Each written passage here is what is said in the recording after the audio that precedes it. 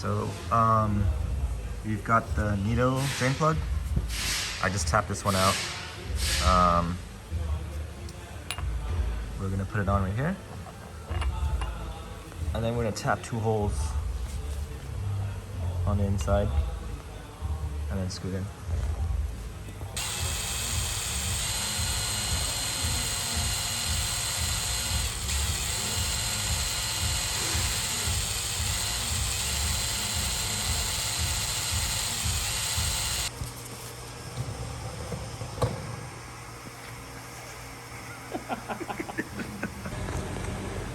So, head's all clean.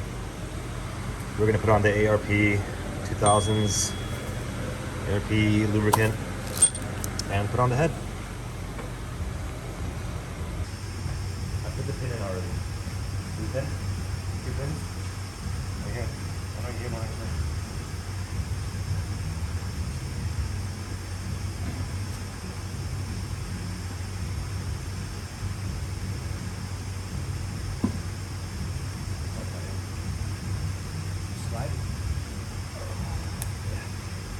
And the head is on. We are gonna put in studs, tighten it down, torque it down, and start piecing up everything.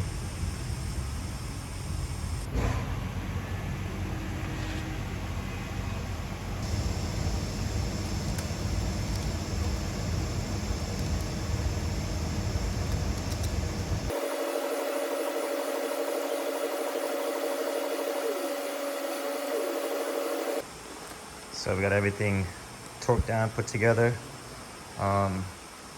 This fuel rail came with a single throttle. And I wanted to use the HKS one, so I had to make a new bracket right here and then drill new holes so it can line up. And it goes well because everything's purple. Got the manifold mocked up. Then around a 50 gauge right here. It's gonna be super tight fit. See that? Super tight fit.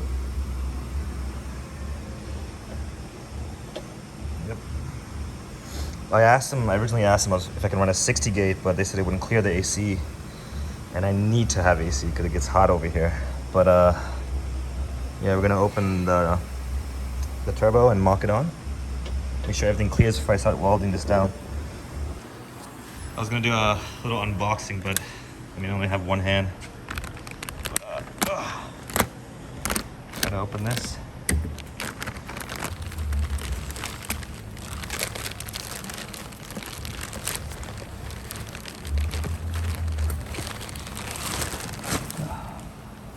And here it is.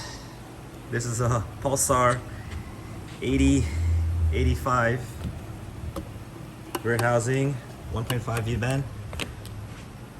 This thing is a monster. Look. Huge. It's pretty good. Billet wheel. So I've got the turbo mocked up. Look how huge that thing is. Fuck.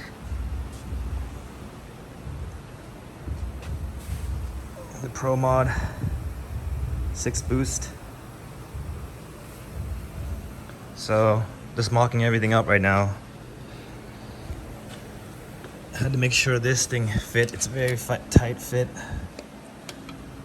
So I basically have to weld it correctly, or else it might hit the motor mount. As you can see, it's very close to the motor mount, but I think it should do. But look how big this thing is. Alright, I'm gonna weld the wastegate flange. That's the manifold.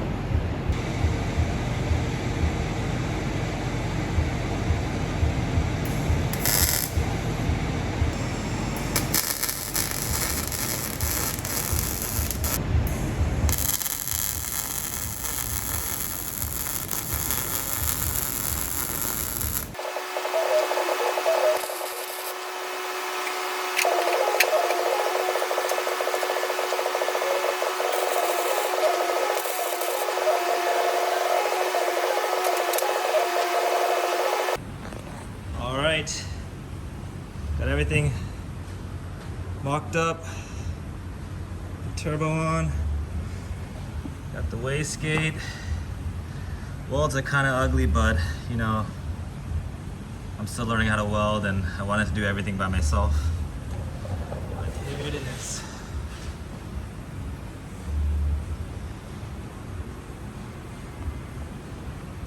I will be running power steering, possibly AC, but I probably have to redo the lines. But looks good so far. Everything purple.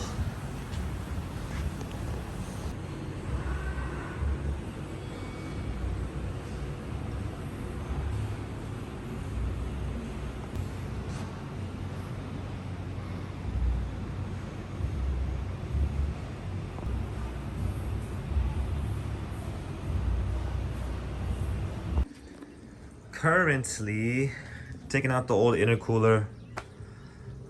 Here's the old intercooler. It's actually a 3.5 core, but the inlet outlet's 2.5. I got a new intercooler from Summit. 4-inch core, 3-inch inlet, 3-inch outlet. Gonna make a bracket so we can mount it on. And then I'll have to fab up the intercooler piping, which is a 3-inch all the way out from the hot side to the cold side. The intercooler is all mounted up. You see I made a bracket right here. I don't know if you can see it. Got some aluminum from Home Depot and I drilled some holes. And then I made a bracket on the bottom to hold it up. So now we're gonna paint this grill. It's an old grill. I'm gonna paint it black because it's kind of fading. And then we're gonna put the bumper back on. And so far it looks really good.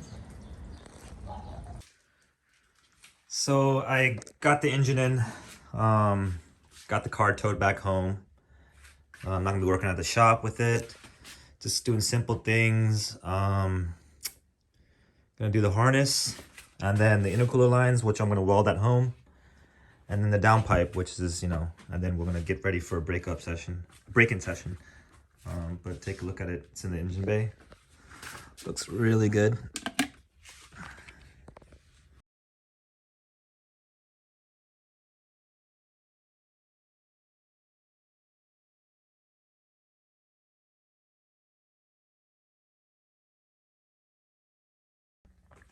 So I have to angle this in a really weird way because this is gonna hit the wheel, so I might have to run it from the bottom up, and this one's really tight over there, so I have to make a pipe go all the way down.